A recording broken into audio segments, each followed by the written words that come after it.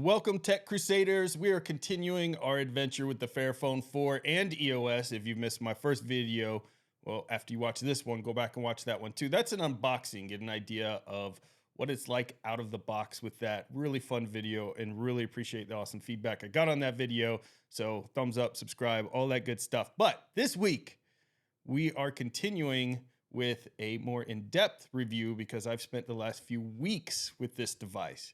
And I've taken it everywhere with me, and I've installed applications that I don't typically use because you in the community asked me to check things out because you've tried alternatives to Android OS before and came across issues with things like WhatsApp or banking apps and other things. So those are the things that I dove into on this device to make sure I could give you the most thorough review possible here. So this is not going to be one of my faster videos out there. If you are somebody who only watches 5-10 minute videos, I'm sorry. This will probably go past that. I'll do my best in post editing to cut out all my crap, but we're going to get into it. We're going to get into this device, the hardware and EOS itself, and really ask the question, can you actually replace your current device with the Fairphone 4 and EOS and have a fantastic experience with it?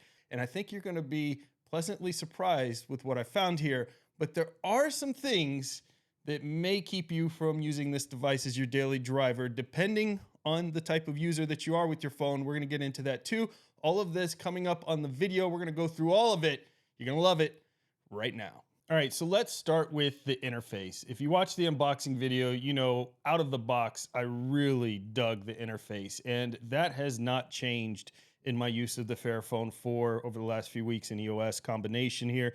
The interface is absolutely bright, friendly. They chose the right color schemes, even though this doesn't have as high a resolution as, say, the iPhone 14 Pro or the Google Pixel device.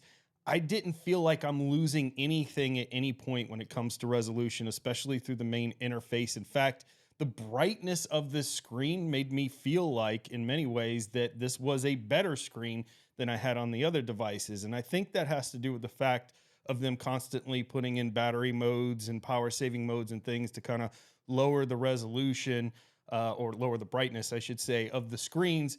And that causes them to not look as bright and poppy as this one always does every time that I open it up. And I still get an absolutely fantastic battery life, which we'll get into later. So I really love the icon designs and everything. Like I said, it's very friendly, very inviting.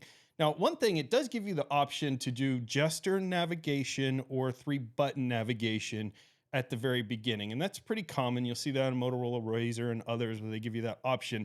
The only thing in the interface I haven't been able to find is I chose gesture, which is what I typically use, but I wanted to try the 3-button out, and I can't find anywhere in the settings where I can actually like switch it back. On other devices, it's right there under interface or navigation or something else. It's not like I'm a rookie to operating systems. I cannot find it on this device. So the folks from EOS or Fairphone, if you could let me know if you can switch back and forth, that would be interesting. Or does it need a complete reset for that? I absolutely think that the interface is snappy. It's fast. You can see as I'm moving through the apps that it's just very quick and responsive in opening apps and utilizing them. Now, there's this other thing that really bugs me in the interface that I hope they'll change. So there is your initial kind of search screen, which has some suggestions. It's got your information about your file storage, privacy, and those things. So if I go to the corner and I swipe to the right, nothing happens. The arrow just kind of pushes out, but nothing is actually moving. Well, there it did. But nothing is actually moving to the app screen, as you can see. And it took me forever. I was like doing hard presses and long presses to be like, how can I get to the actual icons there? And the trick is you have to hold in the middle of the screen to actually easily go back and forth between there. And I just feel like that took me way too long to learn, and they should just make it so that if you're swiping over, it goes to your apps. So that's one interface quirk, I would say. It's not a huge issue. Typing on this device feels very good. It has absolutely super strong motors, like one of the best haptic feedback motors as far as strength goes that I've felt in a long time in a phone. So you really know when you're pushing the buttons. And as I was texting between my friends, family members and stuff, I was able to easily know that, hey, I clicked that button. You could feel the click, which helps reduce mistakes and things as you're typing on an on-screen keyboard. The one thing is, I would say the latency probably needs to be adjusted a little bit. And this might be the best typing keyboard out of all of the phones out there. So you can type on it fantastic. I would say it's as good as iPhone, it's as good as any other Android device out there. But if they fix that latency, I think it would be even better because of the strong motors than the other ones out there. If you like that feedback, and I do, that's why I use mechanical keyboards, and they do a very good job on it. All right, so now let's talk about connectivity, because this is very important in the age where we don't have headphone ports and we're connecting everything to Bluetooth, whether it's our car or headphones or portable speakers or other Bluetooth devices that you're utilizing. You want strong Bluetooth connectivity. So do you have to compromise here on this device? The answer really simply is no. I've connected this to my car entertainment infotainment system, which worked flawlessly. It connected just as well as any other device, whether iPhone or Android.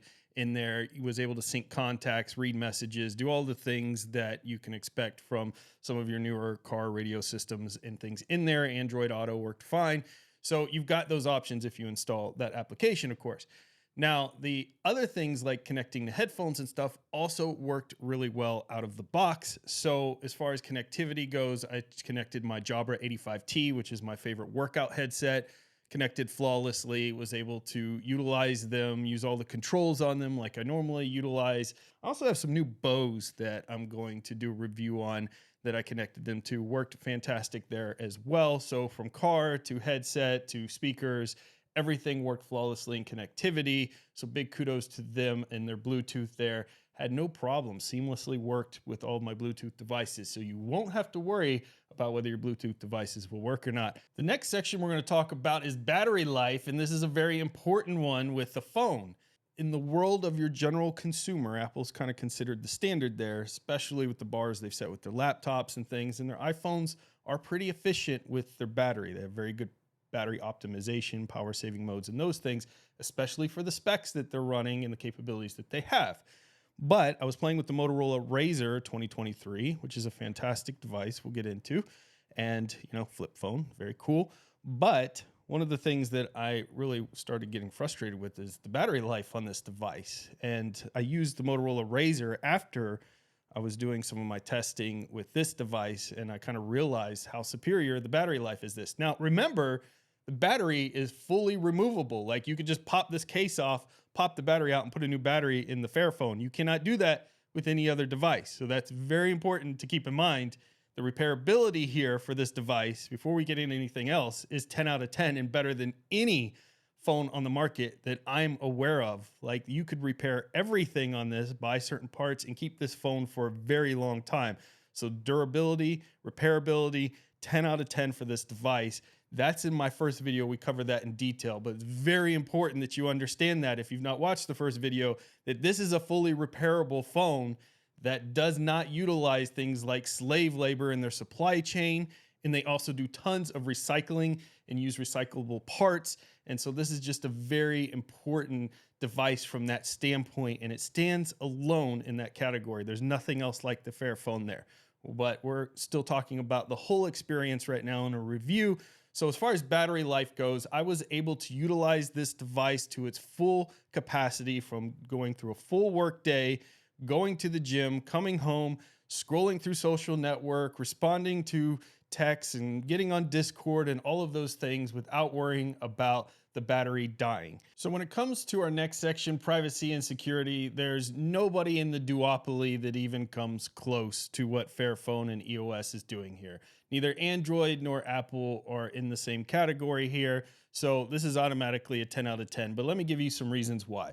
Number one, this device out of the box sandboxes Google Play Store applications. That's one of the reasons why I believe the battery life is so superior to other devices, is you don't have these applications that just have free reign to run in the background and run a bunch of location services and ping a bunch of servers all day long like you do on a normal phone. The other option is you can just utilize the open source software store itself. You never have to use the Play Store if you don't need apps like some of the banking apps and other things. Some people don't put those on their device. And if you're one of those individuals, then this is absolutely the perfect phone. So you've got all of that built in, but also Marina.io has created this cloud platform so that you can have secure file storage, calendar, email address and other things, just like you would get from Apple or Google. But of course, this is all security and privacy minded here. This has everything from photos, files, all of that. You can buy additional storage, your documents. You can actually access those just like you could in iCloud or through Google. And you can access those through just a standard web browser. So you can get to your files and things from anywhere, which is a really nice touch.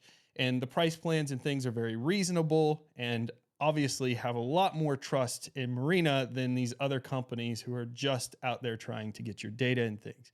Security and privacy standpoint, you really can't do better. You get all of the features of any other device from a security privacy standpoint, plus you get so much more added on top of it so that you really know what your phone's doing and who it's talking to.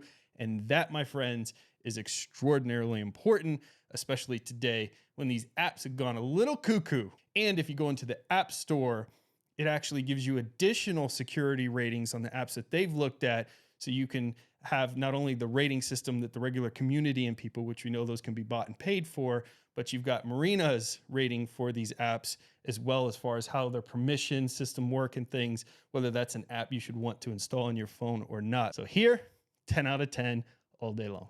So this is naturally a segue into applications. Let's talk about it. This is a very important thing about an Android alternative here is, can you actually install the apps you want to install on the device? And I can tell you everything that I use, from the banks to special work security programs that I have to have, they all worked flawlessly without an issue on this device. So that was super impressive, because that's one of the big things that held me back from going to an alternative, was the inability to install those things on for my work to be able to utilize my device. So now the next section, we're going to get into the ugly. There is something that's not very flattering on this phone, and that is the camera. While it's much better than Graphene OS, which I had lots of issues with the camera being kind of slow, sluggish, and the picture quality, especially on a Pixel device where the Graphene OS is on, because we know this is some really nice camera hardware here on the Pixel device. Not saying it's the best, but it's very good. It's flagship level. Graphene OS was not on par with Apple, Samsung, Motorola, anybody. And the Motorola Razr does not have a fantastic camera itself. I've been utilizing this camera. It's okay compared to iPhone 14 or some of the Samsung devices. This flip phone does not have a camera quite as nice. I could deal with not as nice. But on these Android alternatives, the cameras are just, I don't know, they feel like 10 years ago.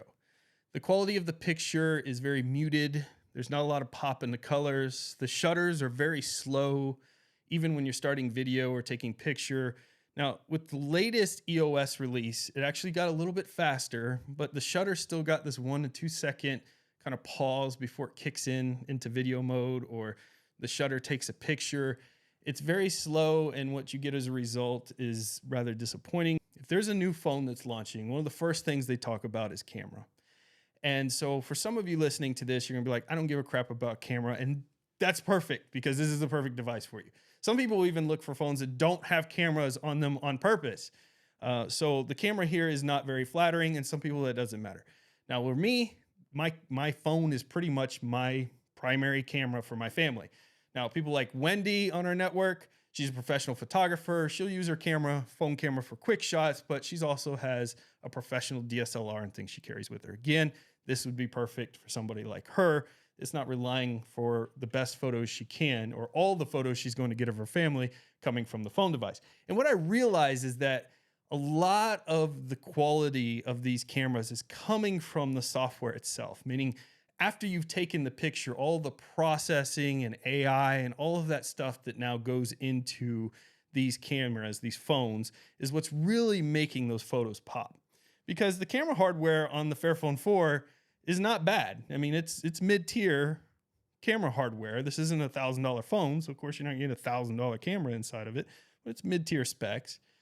But the quality of the photos is so much less, and I really think that's software-based, because you don't have all that post-processing and things happening.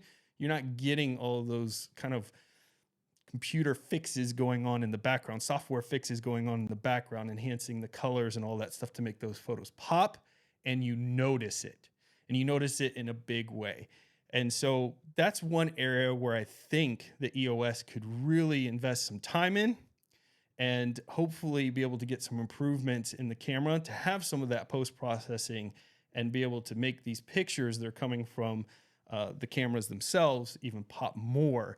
And that would be a standout feature. But as it stands right now, I cannot recommend this from a camera standpoint. It's okay. It can take picture, it can technically take video, but it's like, I don't know, old camcorder style. It's not great. The other ugly part that's worth mentioning, which can kind of go hand in hand with the camera a little bit here, is the speakers.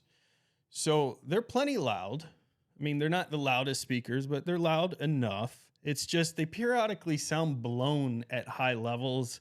You're not getting any of that, again, software enhanced ambient audio and things that they're doing with the 3D sound effects and stuff that even on the Fold it has to really feel like if you're watching a movie or taking in some type of content that it's enveloping you in that content. You kind of still sounds like the old school phones we used to have that have the really tinny cheap speakers in them.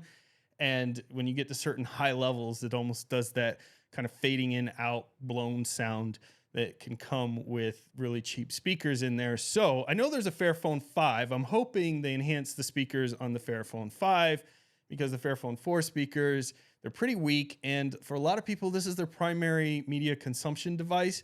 I don't know how much of that can be fixed with software. So when I say cheap, they sound cheap. Maybe there are nice speakers, but the software is not really pushing them, or there's some things they could do there. But either way, the sound is not up to par with what we expect from other mid-tier to high-tier phones these days. So that's something that I think needs to be addressed. Those are the two ugly things I had to get out of the way.